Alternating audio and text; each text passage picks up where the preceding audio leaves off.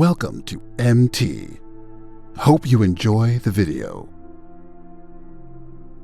Listen, man, anybody can be successful, but you got to understand something. It's hard. It's hard, man. You can take all the courses you want. It's hard. You can go down there to the church and hold your hands in a prayer circle. When you get through praying, it's going to be hard. You go to school, you can get all the degrees you want. When you get them degrees and you hang them on the wall, if you want to be successful, it's going to be hard. It's hard being successful. That's the first thing you need to understand. Come to these seminars and have these people come out here, talk to you about success and everything, come out here and they do a nice job of it, but then you go back and think you got it. It's hard. I don't even know the speakers' names, but all these people that's up here, it was hard. That lady had the red dress on to get to where she at. It's hard. It's hard. Understand that. It's hard, man. See, and I talk real. I ain't got no paper. I ain't got no presentation. You know, I got some pictures if you want to see them, but I ain't really got them tied to nothing. It's a vacation. You want to know what my life is, just follow my wife on Instagram, because that doggone Marjorie be balling. That girl right there, that's my chick, though. That's my chick. She's my wife and my chick on the side.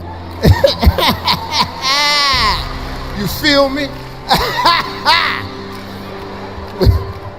I was telling you that I lived in a car for 3 years. In my 30s, I was homeless. I was homeless based off of a decision I made. October 8th, 1985, I walked in a comedy club for the very first time. Never been in a comedy club, but I had been writing jokes all my life. 2 years, I was writing jokes for a dude taking my jokes, going to a comedy club. He was paying me $10 for it. I had never been to a comedy club, had never heard of a comedy club. I was writing for a buddy of mine named AJ Jamal. He would pay me $10 a joke. One day, I was writing some jokes for him, and I was over his house to drop him off, and this girl named Gladys Jacobs came over to the house, and she said, "You the dude that's writing the jokes for AJ Jamal?" I said, "Yeah." She said, "He the funniest dude at the comedy club." I said, "At the what?" She said, "He's the funniest dude at the comedy club." I'm 27. I've never heard of a comedy club. Now, all my life, I wanted to be on TV. I'm going to tell you that story a little bit. But I just said, man, at the comedy club, she said, "You should come." She said, "Why don't you tell the jokes yourself?" Really?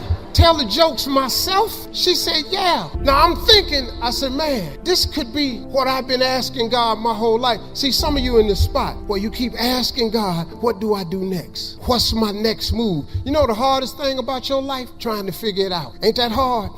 But do you know that you ain't supposed to do that? Do you know that God already designed you for a purpose in life? And if you would just simply ask God what it was, He could guide you to it. And the search for what I'm supposed to do will be over. But oh no, we so busy figuring it out. I got news for you. How to do something, the how-to is none of your business. That's what I never knew. So I was just wanting, man, to just... So when I was in the San Francisco airport getting ready to get on the plane this morning, the lady behind the counter, when I got me an iced tea to drink, I asked her how her day was going, and she started talking about her 3 children and how she was going to leave work as soon as she could to help them get into school. And I listened to her for a moment and smiled and told her I thought she was a good mama. Paid $1.50 for my iced tea and gave her a $20 tip. Listen to me, I want to tell you something. When leaders stop valuing people, they should stop leading people. Listen. This is not, hey, this business is a people business. It's a people business. And the caring and the loving and the valuing people is the core of longevity and success in leadership. I wish I had time to go on, but I've got to give you the other 3.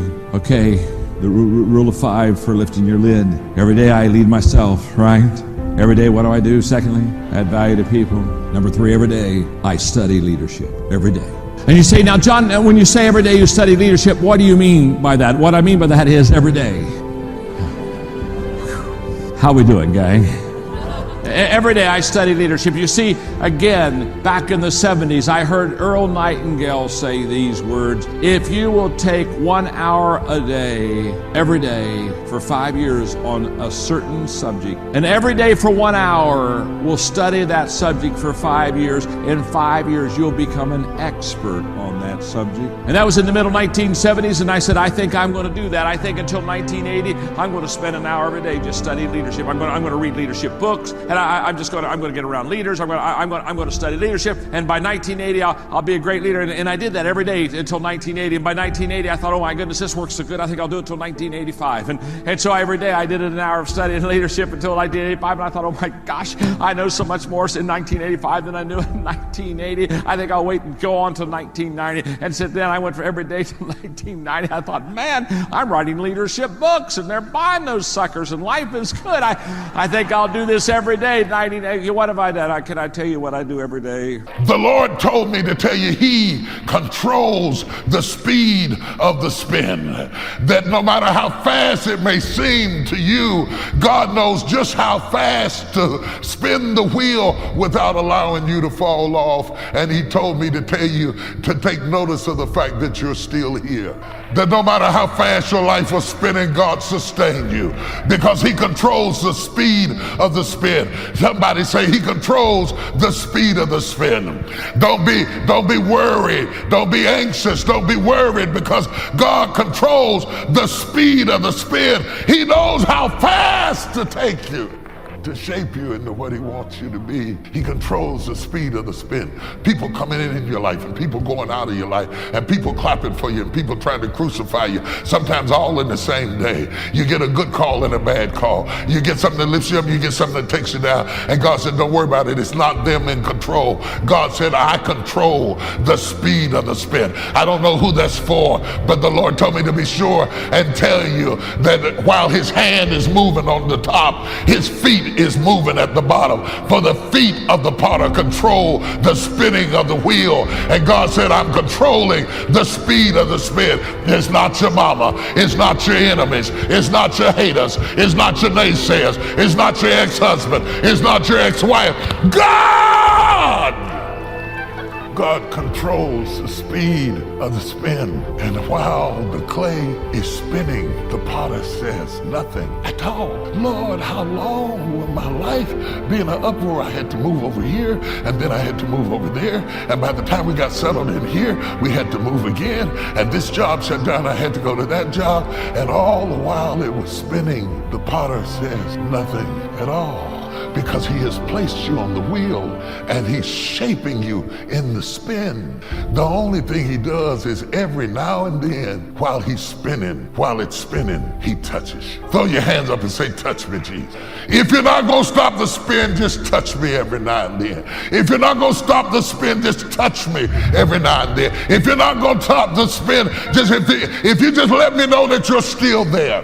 Though the storms keep on blowing, though the winds keep on raging, though all hell keeps breaking loose, if you just touch me every now and then. The spinning is spinning. The wheel is turning. Everything's getting faster and faster. And I cannot get a word from the prophet, so I will settle for a touch. Do you know how many times I would have fell out of the wheel if He hadn't have touched me?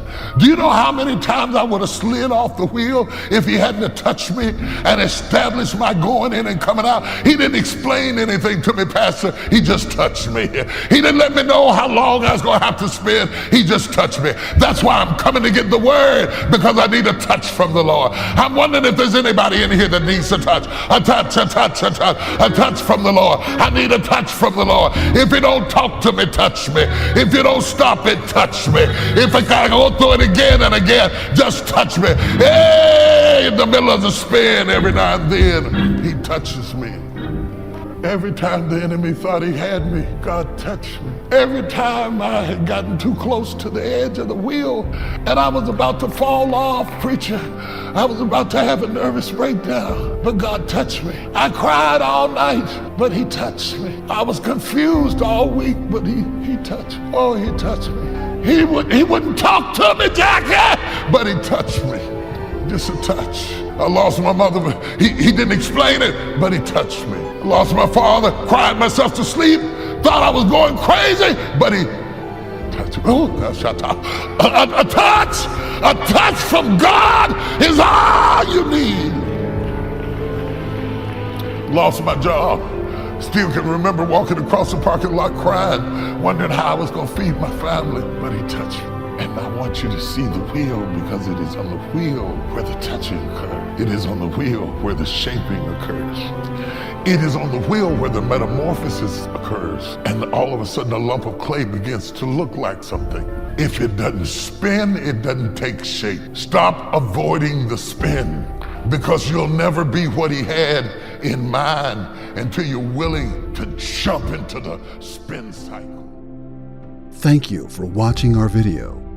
Check out our other motivational videos that will help you turn your life in positive direction.